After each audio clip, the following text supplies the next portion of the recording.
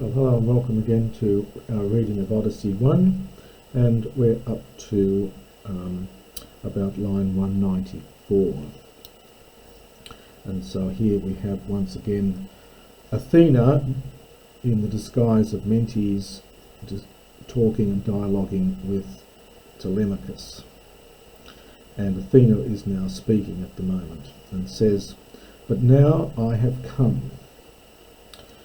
For indeed they say that min out on him, ton son patera, your father, ainoi to be epidemion in the country," back home again, so in the land. "But indeed the gods they have damaged him from his path, so they have hindered him from his journey home, from his path. For not yet has glorious Odysseus died upon the earth, but who perchance still living, katereukatai, he is being detained on the broad sea, in an island which is amphiroute, which has water flowing around it." Now this next bit is interesting because this is in fact not true. It's a bit of a blind alley here that Homer introduces here.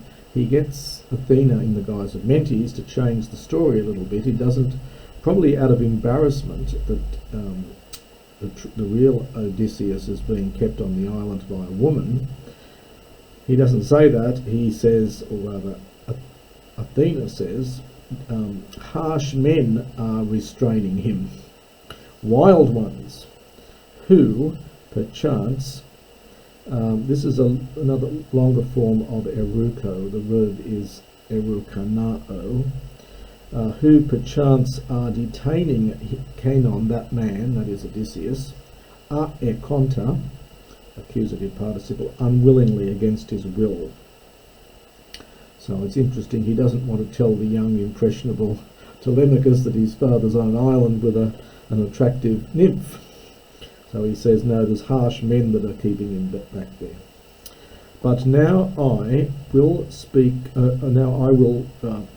issue a prophecy to you," future there, and we get hose, "for just as the immortals have cast it into my heart, also thus I think it will be," future infinitive, "fulfilled." And we get ute and ute. "Neither being a seer in any way," so I am not in any way a prophet, "nor knowing clearly the things of birds," that is divination by birds. So he's going to prophesy even though he says, "I am neither a prophet in any respect, nor do I understand the divination of birds. Nonetheless, I'm going to make a prophecy that he will not be eti still for a long time," and the get and the toy are emphatic.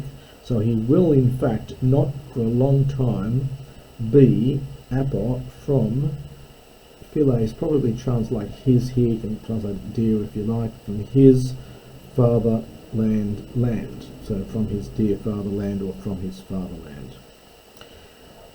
Ud not even if iron bonds might hold him. And the pair is emphatic, so not even if iron bonds are restraining him. Phrasetai is a little bit tricky here, something like he will find a way, so he will work out, he will think how he might return, so he'll work out a way to return, since he is polymerkanos, very important word in connection with Odysseus. He is very inventive or very innovative. "But come, speak this to me and relate it truly." We've seen that line before, it's a stock line.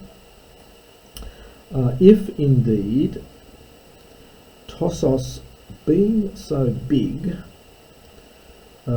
understand you are the son, sorry, not understand you are, there's the you are here, ace, this is not ace, this is or a, in later Attic this would be a, so you are. So if being such a large, being so big, you are the son from Odysseus himself. You are truly Odysseus' son, being grown up so much. You resemble Cano, that man, that's Odysseus, terribly or amazingly in your head and your beautiful eyes.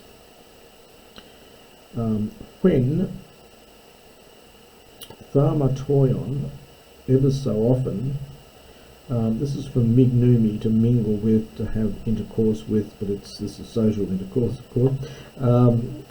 Since ever so often we spent time with one another, before, in fact, ton, he, that's Odysseus, anabaemenai, infinitive from anabino, went up on board ship, it's the word used for getting on board ship, for Troy. It went on board ship bound for Troy, and there, where indeed the others, the best of the Argives, stood or walked onto the hollow ships. Ectu, this is idiomatic here, something like since that day, neither have I, ego idon, have I seen Odysseus, nor has he understood seen me.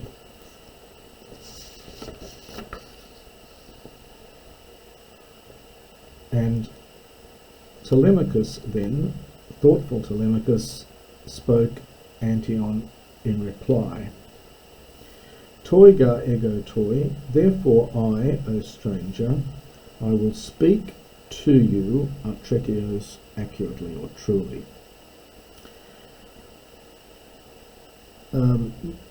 My mother, so mother says me to be from him. This is two for our two, from that man, so Odysseus. So my mother says that I was born from him, that I was his son. Ata ego ge ukoida, but in fact, I don't know. This is a lovely little section, this bit here. For, upo, for not yet does any man himself know of his gonon, know of his parent.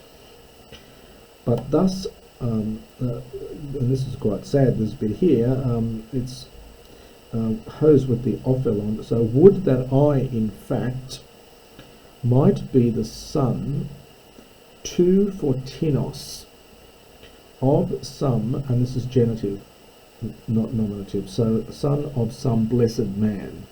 Makar is the nominative, and this is the genitive. The son of some happier man, andros, whom geras, old age, etetme is the verb, it's a reduplicated thematic form, it's got no present form, a bit like epiphne, so it means to overtake or catch up with, so whom old age would come upon